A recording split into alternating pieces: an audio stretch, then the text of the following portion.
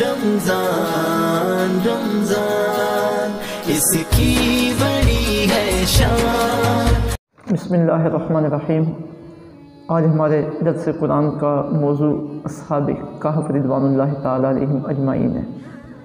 اصحاب کہف کون تھے؟ ان کے متعلق مفسرین اور مورخین کے کلام سے یہ بات طے شدہ ہے کہ یہ حضرت عیسیٰ علیہ السلام کے امتی تھے، آپ کی تعلیمات کو ماننے والے تھے۔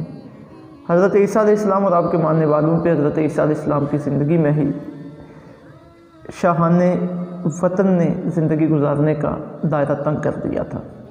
آپ کے خلاف سازشیں کی گئیں اور پھر جب اللہ رب العزت نے آپ کو آسمانوں پہ اٹھا لیا تو آپ کے پیروکاروں پہ ظلم و ستم کیے گئے، حتیٰ کہ جب 248 عیسوی میں وقیانوس بادشاہ روم کا بادشاہ بنا تو اس نے یہ منصوبہ بنایا کہ دین عیسائیت کو جڑ سے اکھیڑ دیا جائے، بالکل اس کا خاتمہ کر دیا جائے۔ وقیانوس خود بت پرست تھا، اس کی قوم بت پرست تھی، تو انہوں نے پھر مختلف علاقوں میں مختلف دیہاتوں میں جو عیسائی تھے چن کے انہیں اس نے اپنے دربار میں طلب کیا، قتل و غارت کی گئی اور کوشش کی گئی کہ انہیں اپنے دین سے واپس پلٹایا جائے۔ اسی کشمکش میں چند عیسائی نوجوان اس کے دربار میں پیش ہوئے اور انہوں نے وہاں جا کے بے بانگ دہل اس بات کا اقرار کیا کہ ہم دین حق کو ماننے والے ہیں جو حضرت عیسیٰ علیہ السلام لے کے آئے ہیں۔ تو بادشاہ وقت نے انہیں چند دنوں کی مہلت دی کہ تمہارے پاس ٹائم ہے، یا اپنا دین بدل لو یا تمہیں قتل کر دیا جائے گا۔ تو اب یہ لوگ جب واپس آئے تو انہوں نے منصوبہ بنایا کہ ہم کسی غار پہ پناہ لیتے ہیں اور زندگی کے جتنے دن باقی ہیں وہاں اللہ رب العزت کی عبادت اطاعت اس کے حکم کے مطابق گزارتے ہیں۔ جب وہ وہاں پہ غار میں تشریف لے گئے تو اللہ رب العزت نے اپنی قدرت کا اظہار کیا، انہیں وہاں سلا دیا۔ اب ایک لمبے عرصے تک تقریباً 187 برس تک وہ وہاں سوئے تھے۔ اب درمیان میں بڑے انقلاب آئے، اللہ رب العزت نے ان کے جسموں کی حفاظت بھی کی۔ یہ تھے ان کے ساتھ ایک کتا تھا، جب یہ چلے تو وہ ان کے پیچھے ہو لیا تھا، تو وہ کتا غار کے دہانے کے سامنے بیٹھا ہوا تھا، یہ اس کی کیفیت تھی۔ یہ اندر تھے، غار کا منہ شمال کی طرف تھا۔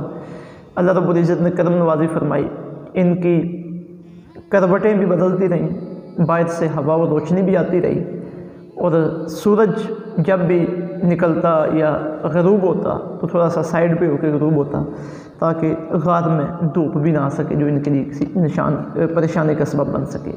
اور پھر غار کا دہانہ، پھر اندر کھلا ماحول، اندھیرا، اور پھر باہر کتا، جب بھی کوئی بندہ ادھر جاتا اور غار کے قریب ہو کے جان کے دیکھنے لگتا تو اس ساری کیفیت میں اس پہ رعب طاری ہو جاتا، وہ اندر آ کے مزید تفتیش کرنے کی کوشش نہیں کرتا تھا۔ انہی معاملات میں تقریباً 187 برس کا عرصہ گزر گیا۔ یہ 187 برس حضور ضیاء الامت حضرت جسٹس پیر محمد کرم شاہ صاحب الازہری رحمۃ اللہ تعالیٰ علیہ نے تفسیر ضیاء القرآن کے اندر لکھے ہیں، حتیٰ کہ 437 عیسوی میں اللہ رب العزت نے انہیں بیدار کیا۔ 187 برس کے بعد جب جو ہی وہ بیدار ہوئے تو ساتھ ہی جو انسانی عوارض ہوتے ہیں وہ بھی لائق ہوئے، بھوک لگی، تو پہلے تو انہوں نے سوچا کہ ہم کتنا عرصہ یہاں پہ سوئے رہے ہیں، کسی نے کہا 1 سال، کسی نے کہا 2 سال، کسی نے کہا 3 سال، تو انہوں نے کہا چلو چھوڑو، جتنا بھی عرصہ اللہ نے چاہا ہم یہاں پہ سوئے رہے ہیں تو وہ کھانے کا انتظام کرو۔ انہوں نے چاندی کی اشرفیاں ایک ساتھی کو دی اور کہا جاؤ جا کے بازار کھانا لے آؤ، اور یاد رکھنا کہ نرمی کے ساتھ گفتگو کرنا، کہیں ایسا نہ ہو کہ ہمارا راز کھل جائے اور بادشاہ کے کرندے ہم تک آ پہنچیں پھر ہمارے لیے پریشانی بنے۔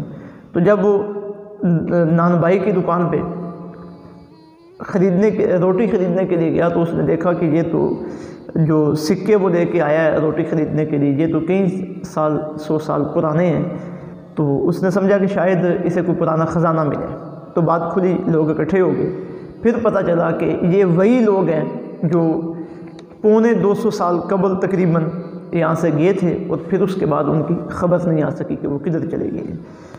جب یہ وہاں سے غائب ہوئے تھے، غار میں آ گئے تھے، یہ معاملہ پیش آیا تھا، تو اس کے بعد ان کے ہاں یہ ایک کہانی سی بن گئی تھی اور لوگ آپس میں تذکرہ کیا کرتے تھے، تو انہیں سمجھ آ گئی کہ یہ وہی لوگ ہیں جن کے بارے میں وہ کہانیاں بنی ہوئی تھی۔ پھر وہ کیونکہ ایک لمبا عرصہ گزر چکا تھا، حاکم وقت تبدیل ہو چکے تھے اور انقلاب آ چکا تھا، پہلے مشرکوں کی حکومت تھی، اب خالص عیسائیوں کی حکومت آ چکی تھی، پھر وہ ان کا حاکم اور لوگ ایک جمگٹھے کی شکل میں وہاں پہ غار کے قریب آئے، انہوں نے ان کی زیارت کی، اور پھر اللہ رب العزت کا جو ارادہ تھا کہ لوگوں کو پتہ چلے کہ میں مرنے کے بعد دوبارہ زندہ کر سکتا ہوں، تو ایک لمبا عرصہ انہیں سنانے کے بعد اللہ نے دوبارہ زندہ کیا اور پھر ان پہ ہمیشہ کے لیے موت طاری کر دی۔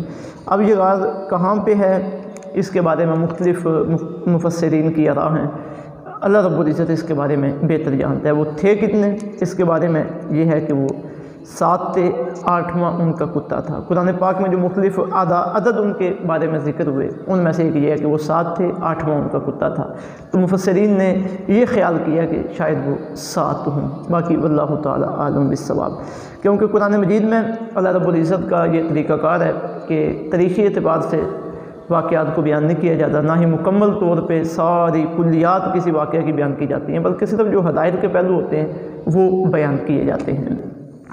تو یہ اصحاب کہف کا واقعہ اور اس کا مختصر پس منظر تھا۔ اب قرآن پاک میں جس انداز میں یہ واقعہ بیان ہوا اور اس میں ہمارے لیے جو ہدایت و حکمت کے پہلو ہیں ہم ان کی طرف آتے ہیں۔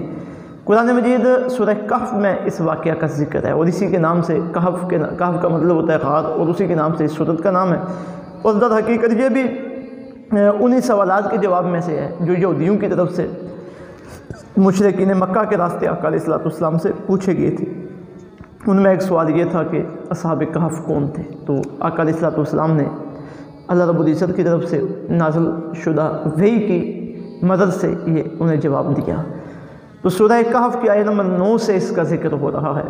ارشاد باری تعالیٰ ہے ام حسبت، کہ آپ خیال کرتے ہیں کہ ان اصحاب الکہف، کہ غار والے والرقیم اور کتبے والے، کانوا من آیاتنا عجبا، وہ ہماری تعجب خیز نشانیوں میں سے تھے۔ غار والے یعنی وہ غار کے اندر سے، کتبے والے وہاں غار کے اوپر ایک کتبہ لگا ہوا تھا، جب وہ فوت ہو گئے تو نشانی کے طور پہ وہاں کتبہ لگا دیا گیا، اس کے اوپر ان کے نام لکھے ہوئے تھے، اس لیے کہا گیا اصحاب الرقیم، کتبے والے۔ پھر سرسری طور پہ اللہ رب العزت وہ بات ذکر کرتے ہیں کہ اذ اول فتیۃ، یاد کرو جب نوجوانوں نے پناہ لی الی الکہف، غار میں، فقالوا، اور پھر عرض کی، اپنے دین کو بچانے کے لیے چل پڑے شہر سے، غار میں آ کے ٹھہرے اور اللہ کی بارگاہ میں عرض کی، کیا عرض کی؟ ربنا آتنا من لدنک رحمہ، اے ہمارے رب ہمیں خاص اپنی جناب سے رحمت عطا فرما، وہیئ لنا من امرنا رشدا، اور ہمارے لیے ہمارے اس کام میں پختگی عطا فرما، ہمیں کامیاب فرما۔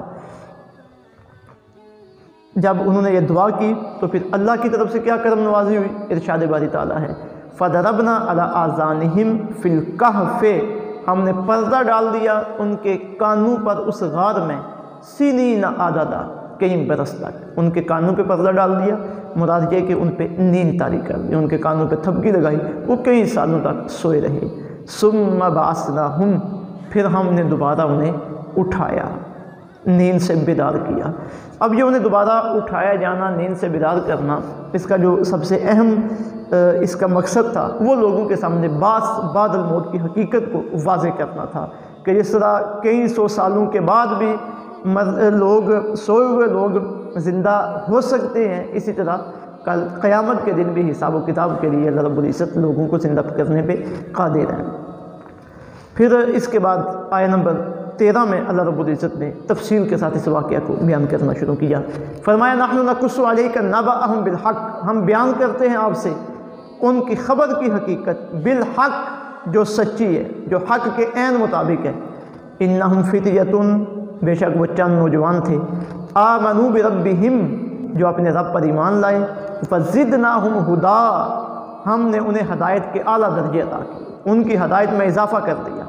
وَرَبَطْنَا عَلَىٰ قُلُوبِهِمْ، ہم نے ان کے دلوں کو پختگی عطا کی، استقامت عطا کی۔ کس وقت استقامت عطا کی؟ اِذْ قَامُوا، جب وہ اٹھ کھڑے ہوئے۔ اب یہ اشارہ ہو رہا ہے کہ جب بادشاہ کے دربار میں انہیں طلب کیا گیا، مشرک بادشاہ تھا اور بادشاہ نے کہا اپنے دین سے پلٹ آؤ، پھر جاؤ ہمارے دین پہ آ جاؤ، تو اس وقت انہوں نے بادشاہ کے دربار میں نعرہ مستانہ بلند کیا، نعرہ حق بلند کیا۔ اب وہاں یہ حق کی گواہی دینا کوئی آسان نہیں تھا، لیکن انہوں نے بادشاہ کی طرف سے چمکتی ہوئی تلواروں کو نہیں دیکھا، تیار شدہ نیزوں کو نہیں دیکھا، بلکہ انہوں نے حق کو دیکھا اور اپنے رب کو دیکھا۔ تو بادشاہ کے دربار میں کھڑے ہو کے انہوں نے اعلان کیا، فقالوا، جب انہوں نے کہا، ربنا رب السماوات والارض، ہمارا رب وہ ہے جو آسمانوں اور زمینوں کا رب ہے، لن ندعو من دونہ الہا، ہم ہرگز اس اللہ کے علاوہ کسی اور کو نہیں پکاریں گے، قلنا لقد قلنا اذا شططا، اگر ہم ایسا کریں تو ہم نے حق سے ہٹی ہوئی بات کی، یعنی تم ہمیں مجبور کر رہے ہو کہ ہم اللہ کے علاوہ کسی اور کو پوجیں، کسی اور کو پکاریں، ایسا نہیں ہو سکتا، ہمارا رب وہ ہے جو آسمانوں اور زمین کا رب ہے، اگر ہم اس رب کو چھوڑ کر کسی اور کو پکاریں گے تو پھر ہم حد سے بڑی ہوئی بات کرنے والے ہوں گے، حق سے ہٹی ہوئی بات کرنے والے ہوں گے، اور وہ بات کرنا ہمیں زیبا نہیں ہے، ہم ہر صورت میں حق پہ قائم رہنا چاہتے ہیں۔ پھر انہوں نے کہا، ہاؤلائے، یہ ہیں قومنا، ہماری قوم، اتخذوا من دونہ آلہہ، جنہوں نے اللہ کے سوا غیروں کو معبود بنا لیا ہے، لولا یاتون علیہم بسلطان بین، اس کے بارے میں وہ کوئی مضبوط اور روشن دلیل کیوں نہیں لے کے آتے؟ یعنی یہ جو بتوں کو خدا بنا کے بیٹھے ہوئے ہیں، کیا ان کے پاس بتوں کی خدائی پہ کوئی دلیل ہے؟ اگر ہے تو لے کے آئیں۔ فمن اظلم ممن افتری علی اللہ کذبا، سو اس سے بڑھ کر ظلم کرنے والا کون ہوگا جو اللہ پر جھوٹ باندھے۔ اب یہ وہ بادشاہ کے دربار میں انہوں نے بات کی، پھر جب انہیں مہلت ملی واپس آئے تو آ کے انہوں نے آپس میں ڈسکس کی، آپس میں گفتگو کی۔ وہ کیا تھی؟ وَإِذِ اعْتَزَلْتُمُوهُمْ، انہوں نے کہا کہ وَإِذِ اعْتَزَلْتُمُوهُمْ، جب تم ان سے جدا ہو گئے ہو، وَمَا يَعْبُدُونَ إِلَّا اللَّهُ، اور اللہ کے علاوہ وہ جن کی پوجا کرتے ہیں، یعنی ان کی قوم، جب تم ان سے جدا ہو گئے ہو تو فَأْوُوا إِلَى الْكَهْفِ، اب تم غار میں پناہ لے دو۔ یہ آپس کی ان کی گفتگو ہے کہ تم ان لوگوں سے، اپنی قوم کے لوگوں سے جدا ہو گئے ہو، ان کے بتوں سے جدا ہو گئے ہو، اب تم اپنے ایمان کو بچانے کے لیے فَأْوُوا إِلَى الْكَهْفِ، غار میں پناہ لے دو، يَنشُرْ لَكُمْ رَبُّكُمْ مِنْ رَحْمَتِهِ، تمہارا رب تمہارے لیے اپنی رحمت کے دروازے کھول دے گا، اپنی رحمت کو وسیع کر دے گا، وَيُهَيِّئْ لَكُمْ مِنْ أَمْرِكُمْ رَشَدًا، أَمْرِكُمْ مِرْفَقًا، اور وہ تمہارے لیے اپنی جانب تمہارے کام میں آسانی پیدا فرما دے گا۔ اب غار میں آئے، غار میں آ کے لیٹے، اب اللہ رب العزت نے ان پہ کیا کرم نوازی کی، کیسے آسانیاں پیدا کی۔ ایک تو 187 سال کا عرصہ وہاں پہ رہنا یہ کوئی آسان کام نہیں تھا، وہ سوئے ہوئے ہیں، قدرت خدا بندی نے انتظام کیا کہ سورج کی تپش ان کے غار میں نہیں جا سکتی تھی تاکہ انہیں اس وجہ سے تکلیف نہ پہنچے۔ پھر ایک ہی سائڈ پہ بندہ پڑا اس کا جسم خراب ہو سکتا ہے، پھوڑے پھنسیاں نکل سکتے ہیں، لیکن قدرت نے انتظام کیا کہ ان کی کروٹیں بدلتی رہیں۔ پھر غار کا ماحول ایسا بنا، سامنے کتا ہے، اللہ نے انتظام کیا، کوئی بھی آدمی ادھر آتا اور جھانک کے جو ہی دیکھنے لگتا اسے روب اس پہ طاری ہو جاتا اور وہ فوری طور پہ واپس چلا جاتا۔ یہ سارے قدرت کے انتظام تھے ان کی حفاظت پہ اور ان کی کرم نوازی کے۔ تو فرمایا وَتَرَى الشَّمْسَ، آپ دیکھیں گے سورج اذا طلعت، جب طلوع ہوتا ہے، تزاور عن کہفہم ذات الیمین، تو ان کی غار سے دائیں جانب ہٹ کے گزرتا ہے، وَإِذَا غَرَبَتْ تَقْرِضُهُمْ ذات الشمال، جب وہ غروب ہوتا ہے تو بائیں جانب کھسک کر گزرتا ہے، وَهُمْ فِي فَجْوَةٍ مِّنْ، تو وہ جو اصحاب کہف ہیں وہ غار میں ایک کھلی جگہ پہ آرام کر رہے ہیں۔ ذَلِكَ مِنْ آیاتِ اللہ، یہ اللہ کی نشانیوں میں سے ہے۔ مَنْ يَهْدِ اللَّهُ فَهُوَ الْمُهْتَدِ، جسے اللہ ہدایت دے وہی ہدایت والا ہوتا ہے، وَمَنْ يُضْلِلْ، اور جسے اللہ گمراہ کر دے، فَلَنْ تَجِدَ لَهُ وَلِيًّا مُرْشِدًا، تو اسے کوئی راہ دکھلانے والا نہیں ہوتا، وہ کوئی اپنا سرپرست نہیں پا سکتا۔ پھر ان کا جو روب تھا، جو کیفیت تھی غار کے اندر پڑے ہوئے، اللہ رب العزت وہ اور ان پہ جو کرم نوازی ہو رہی تھی، ان کی کروٹیں بدلنے کے اعتبار سے اللہ وہ بیان کرتے ہیں۔ فرمایا وَتَحْسَبُهُمْ أَيْقَاظًا، اور ان کے بارے میں تیرا خیال ہے کہ وہ جاگ رہے ہیں، یعنی جو بھی باہر سے دیکھتا تو اسے محسوس ہوتا کہ اندر لوگ جاگ رہے ہیں، کوئی باتیں کر رہے ہیں۔ وَنُقَلِّبُهُمْ ذَاتَ الْيَمِينِ وَذَاتَ الشِّمَالِ وَتَحْسَبُهُمْ أَيْقَاظًا، دیکھنے والا انہیں محسوس کرتا ہے وہ جاگ رہے ہیں، وَهُمْ رُقُودٌ، حالانکہ وہ سوئے ہوئے تھے۔ وَنُقَلِّبُهُمْ ذَاتَ الْيَمِينِ وَذَاتَ الشِّمَالِ، اور ہم انہیں دائیں اور بائیں کروٹیں دلاتے رہتے تھے، یعنی ان کی کروٹیں بدلتے رہتے تھے۔ وَقَلْبُهُمْ بَاسِطٌ ذِرَاعَيْهِ بِالْوَسِيدِ، اور ان کا کتا دونوں بازو پھیلائے ان کی دہلیز پہ بیٹھا ہوا تھا۔ لَوِ اطَّلَعْتَ عَلَيْهِمْ، اگر تو اچانک انہیں جھانک کر دیکھے، تو لَوَلَّيْتَ مِنْهُمْ فَرَارًا، تو تو پیٹھ پھیر کر بھاگ کھڑا ہو، وَلَمُلِئْتَ مِنْهُمْ رُعْبًا، اور ان کی ہیبت ضرور تیرے اوپر چھا جائے۔ یعنی یہ قدرتی انتظامات تھے۔ سورج کی تپش بھی اندر نہیں جا رہی، روشنی ہوا جا رہی ہے، ان کی کروٹیں بدلی جا رہی ہیں، کتا بازو پھیلا کے باہر بیٹھا ہوا ہے اور اندر کوئی جا بھی نہیں سکتا، کیوں؟ جو ہی جھانک کے دیکھے تو وہ یہ سمجھے کہ بندے اندر جاگے ہوئے ہیں، دوسرا اس پہ رعب اور پریشانی کی کیفیت طاری ہو جائے اور وہ پیچھے بھاگ آئے۔ پھر اللہ رب العزت آگے ارشاد فرماتے ہیں وَكَذَلِكَ بَعَثْنَاهُمْ، اسی طرح ہم نے انہیں دوبارہ جگا دیا، لِيَتَسَاءَلُوا بَيْنَهُمْ، تاکہ وہ آپس میں ایک دوسرے سے پوچھیں کہ تم کتنا عرصہ یہاں پہ رہے ہو۔ پھر آگے اللہ رب العزت نے ان کی گفتگو ذکر کی ہے کہ کتنا عرصہ رہے ہو، کسی نے کہا ایک دن، کسی نے کہا دن کا کچھ حصہ۔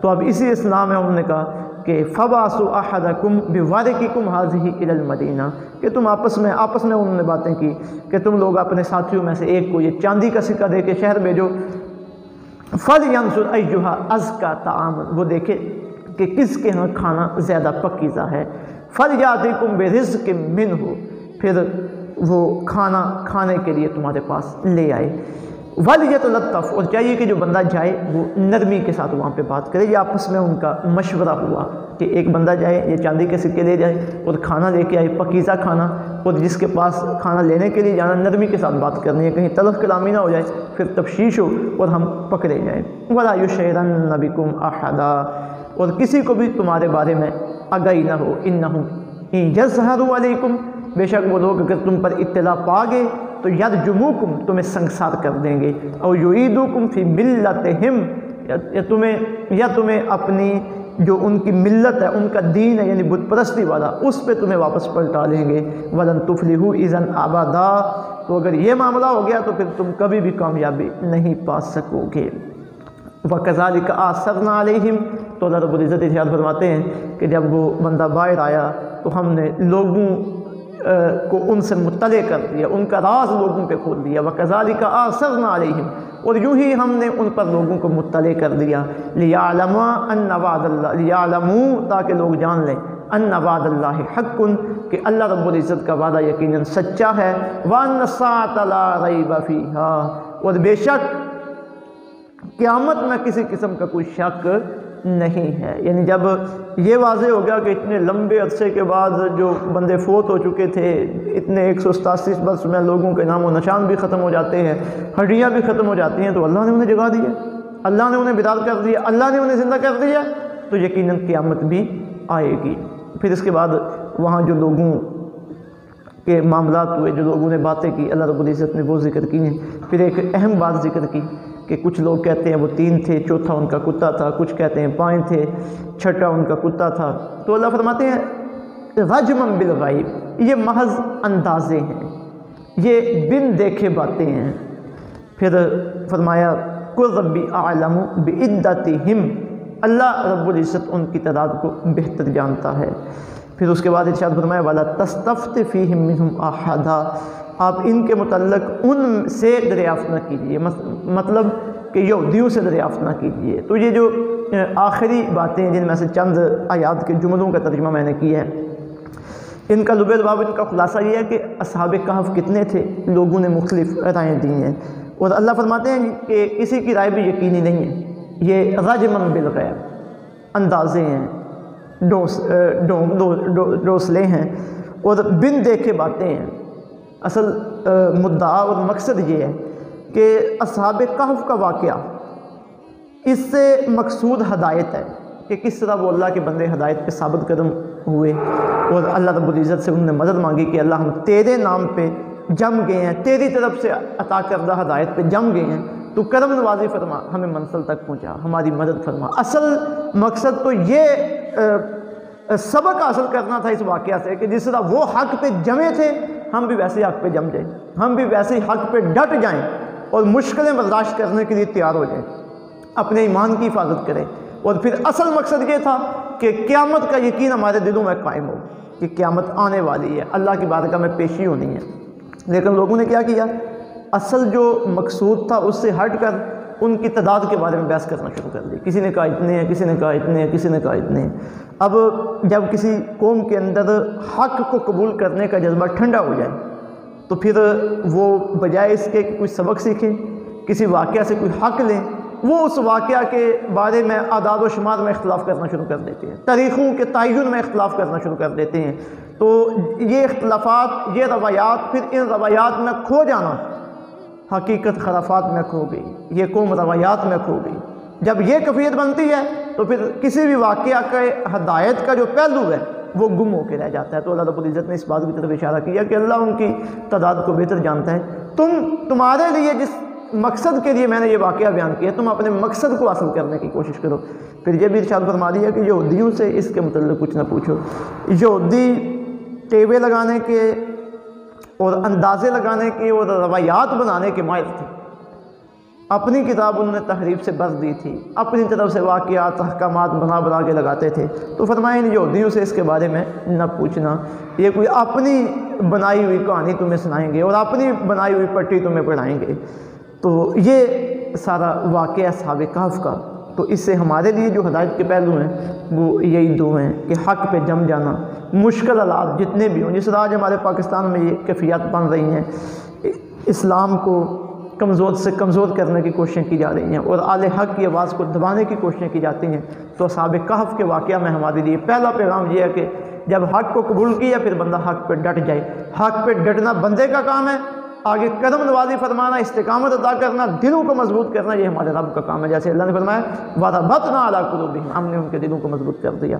پھر دوسرا، جب بندہ حق اور باطل کی کشمکش سے گزر رہا ہو تو ہر لمحہ وہ اللہ سے مدد مانگتا رہے، جس طرح وہ مدد مانگتے تھے. اللہ کرم نوازی کرتا ہے، اپنے بندوں کی مدد فرماتا ہے. مصیبتوں پہ صبر کرنا، یہ بھی اس سے سبق حاصل ہو رہا ہے. پھر تیسرا سبق اس سے یہ حاصل ہو رہا ہے کہ قیامت آنے والی ہے اور اللہ کے سامنے پیشی ہونے والی ہے.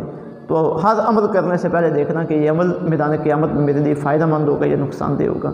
اور آخری جو بات اس سے سمجھ آ رہی ہے وہ یہ ہے کہ واقعات، حکایات، قصص یہ ہدایت کے لیے ہوتے ہیں.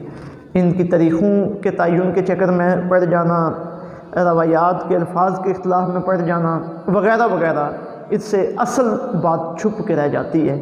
تو ڈائریکٹ بندے کو ان سے ہدایت حاصل کرنی چاہیے. اور قرآن کا بھی یہی اسلوب ہے کہ قرآن صرف ہدایت کے پہلو واقعات کے ذکر کرتا ہے. اللہ رب العزت سمجھ کی عمل کی توفیق عطا فرمائے. والسلام علیکم ورحمۃ اللہ وبرکاتہ.